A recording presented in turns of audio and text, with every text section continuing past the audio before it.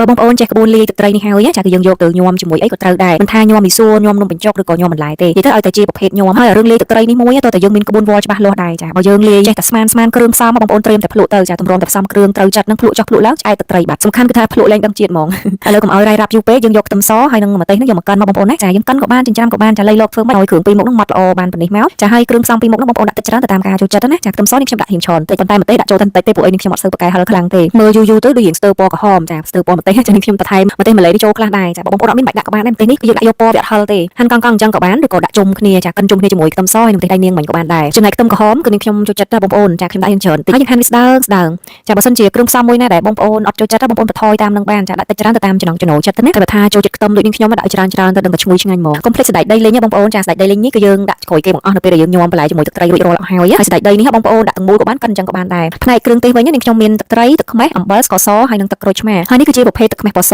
ចាកម្រិតជូរ 4% គឺថាអត់សូវជូរខ្លាំងទេក្បួននេះបងប្អូនអាចប្រើទឹកខ្មេះសុទ្ធក៏បានចាទឹកក្រូចឆ្មាតាមមុខក៏បានឬក៏លាយដូចនាងខ្ញុំចេះក៏បានដែរបើលាយទឹកត្រីរៀងច្រើនដែរបងប្អូនទិញទឹកខ្មេះសគួរម្ដងណាព្រោះអីទឹកក្រូចឆ្មាខ្លះវាអត់សូវជូរទេអញ្ចឹងហើយចុះក្រូចឆ្មាមែនតើហើយក្រូចឆ្មាខ្លះក៏អត់សូវសម្បូរទឹកដែរអញ្ចឹងហើយបងប្អូនទិញទឹកខ្មេះយកមកលាយខ្លះមកដើម្បីសគួរពេលណាអស់ក្រូចឆ្មាយើងមានទឹកខ្មេះហើយក្រូចយើងប្រើក្រូចលឿងចេះក៏បានក្រូចបៃតងក៏បានចាគាត់ថាក្រូចបៃតងវាក្លិនឈ្ងុយជាងយកទឹកត្រីនេះមកលាយធ្វើទឹកត្រីញោមដឹងតែឆ្ងាញ់បងប្អូនដោយសាររសជាតិវាប្រៃមុតឆ្ងាញ់បើអ្នកទាំងអស់គ្នាយកទឹកត្រីអាឆ្ងាញ់ហ្មងយកមកលាយគ្រឿងថែមទៀតគឺថារៀងស្រាលរៀងភ្លាវហើយចាអញ្ចឹងហើយមិនថាទឹកខ្មេះឬក៏ទឹកត្រីទេបើសិនជាបងប្អូនប្រើម៉ាកផ្សេងពីហ្នឹងរសជាតិទឹកត្រីដែលបងប្អូនលាយតាមក្បួនខ្ញុំថ្ងៃនេះអាចរសជាតិចេញមកអាចខុសគ្នាខ្លះដែរហើយរបៀបនៃការផ្សំគ្រឿងគឺយើងត្រូវយកអីមួយយកមកវល់បងប្អូនប្រើចានចង្កឹះក៏បានវែកសម្លចាស្លាបព្រាអីក៏បានដែរអាស្រ័យថាយើងធ្វើតិចឬច្រើនណានេះខ្ញុំប្រើចាននេះវល់ដោយសារវាមានដៃស្រួលកាន់បើយើងធ្វើតិចតួចដែរចាប្រើចានទឹកជ្រលក់ចានទឹកជ្រលក់តិចតួចយកមកវល់ក៏បានដែរបន្ទាប់មកយើងចាប់ផ្ដើមរាប់គ្រឿងផ្សំចាទឹកត្រីនេះខ្ញុំដាក់ចំនួន1ចានហើយចានដដែលហ្នឹងយើងយកមកវល់ស្ករសចំនួន1ចានកន្លះ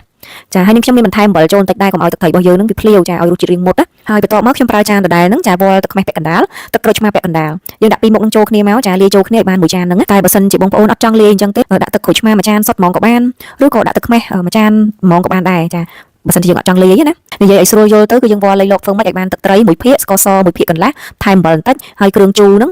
យើងវល់ឲ្យបានមួយភាគចាគ្រឿងជូរគឺសំដៅទៅលើទឹកក្រូចឆ្មាឬក៏ទឹកខ្មេះនឹងឯងទឹកខ្មេះដែលនាងខ្ញុំប្រើនេះមានកម្រិតជូរតែ 4% ទេចាគឺថាអត់សូវជូរខ្លាំងទេណាបងប្អូនបើសិនអ្នកទាំងអស់គ្នាប្រើទឹកខ្មេះដែលមានកម្រិតជូរខ្លាំងជាងហ្នឹងណាបងប្អូនដាក់ចូលតែកន្លះចានសិនទៅបានហើយយើងកូរស្ករសអំបិលឲ្យរលាយអស់សិនទៅណាចាំភ្លក់មើលថែមថយគ្រឿងទៅតាមក្រោយទៀតបានទឹកត្រីដែលនាងខ្ញុំលាយនេះគឺរសជាតិដិតមុតឆ្ងាញ់ហ្មងបងប្អូនចាប៉ុន្តែបើសិនតែបងប្អូនភ្លក់មើលទៅ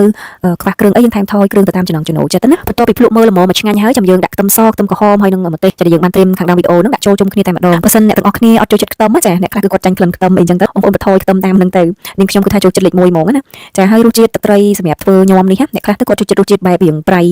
ជាងផ្អែមចាអ្នកខ្លះចូលចិត្តផ្អែមជាងប្រៃហើយអ្នកខ្លះទៅក៏ចូលចិត្តរៀងជូរប្រៃផ្អែមស្មើដៃគ្នាហ្មងអញ្ចឹងសម្រាប់ការលាយក្បួននេះចាបងប្អូនអាចភ្លក់មើលសិនទៅហើយបើសិនថាបងប្អូនអត់ចូលចិត្តរសជាតិបែបនេះទេបងប្អូនថែមថយគ្រឿងទៅតាមនឹងទៀតទៅពួកឯងការចូលចិត្តរបស់មនុស្សម្នាក់ៗវាអាចខុសគ្នាដែរហើយនេះគ្រាន់តែជាក្បួនមួយដែលនាងខ្ញុំធ្វើទៅឃើញថាអាចទទួលយកបានក៏នាងខ្ញុំចង់ចែកជាមួយបងប្អូនទាំងអស់គ្នាហើយបើសិនអ្នកទាំងអស់គ្នាមានយោបល់ឬក៏សំណួរអីផ្សេងៗបងប្អូនអាចខមមិននៅខាងក្រោមវីដេអូនេះបាន